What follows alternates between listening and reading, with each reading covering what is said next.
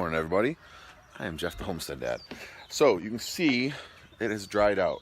It is still damp here, but there's not standing water in front of our house.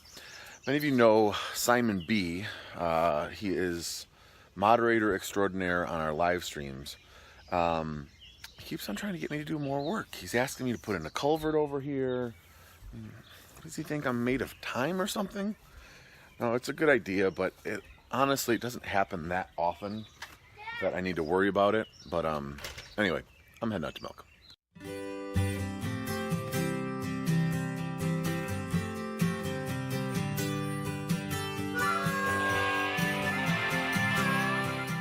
So Aquaboy has been cutting the grass lately, and he was cutting over here.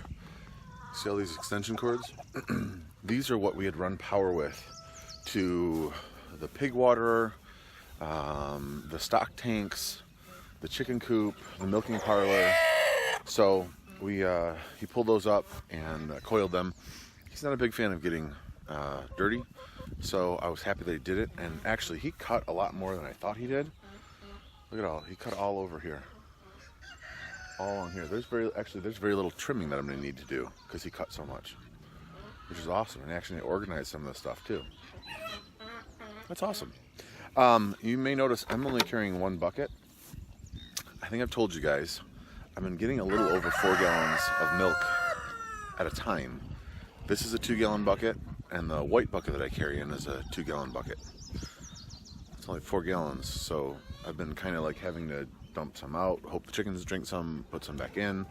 So what I'm going to do, I'm going to take this bucket and then this bucket. The Tractor Supply 5-gallon buckets are actually food grade. So I'm going to actually see if I can just milk into this, if this will fit underneath Prudy for when I milk and give to the pigs.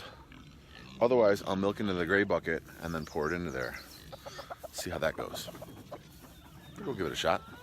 Anyway, I also need to figure out where I'm going to hang the new nest box for the chicken. I think we need to get rid of some roosters. They're loud. So I think what we're going to do is we're going to hang it over here on this wall right here. But we might need to move that perch over there in order to do it. Gotta figure it out.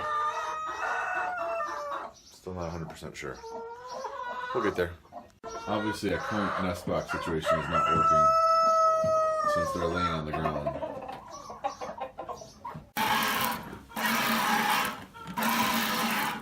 Well, it looks like it's gonna work.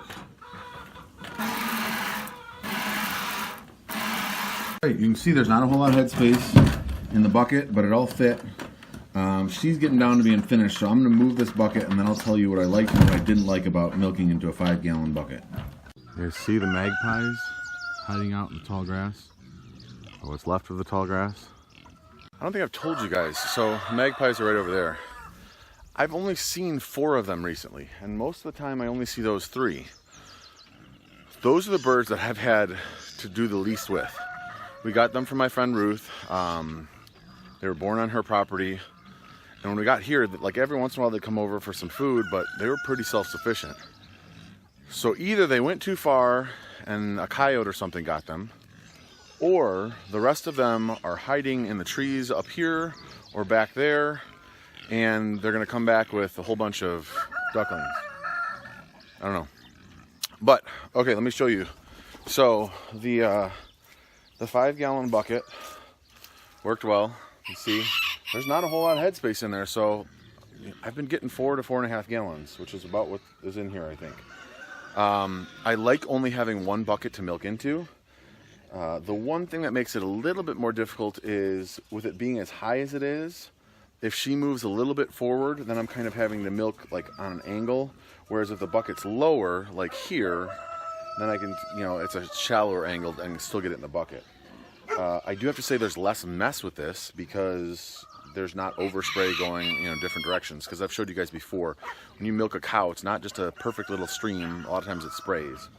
The other thing is, I don't think she's gonna be able to step in this bucket. It's high enough where I think she's gonna have a hard time stepping up into the bucket. Now, she could probably still knock it over, but I don't know. I don't think she can step into the bucket. Anyway, that works. You can hear the pigs right there. They're like, hey, dude, where's our milk? So I'm gonna go give them the milk. Those pigs eating over there? They got fed twice today. Wanna know why? It has to do with this right here. Aqua Boy came out to collect eggs and noticed that one of the pigs was out. I don't know if I told you, when we were gone, a couple of the pigs got out. Somehow the gate opened. Well, the gate didn't open this time. They pushed through the bottom of the gate over here. So they knocked the staples off the bottom of this gate right here. So I'm gonna have to see if I can, in fact, I may need to grab my boots and go in there. I've only got Crocs on. I was gonna try to do it from the outside.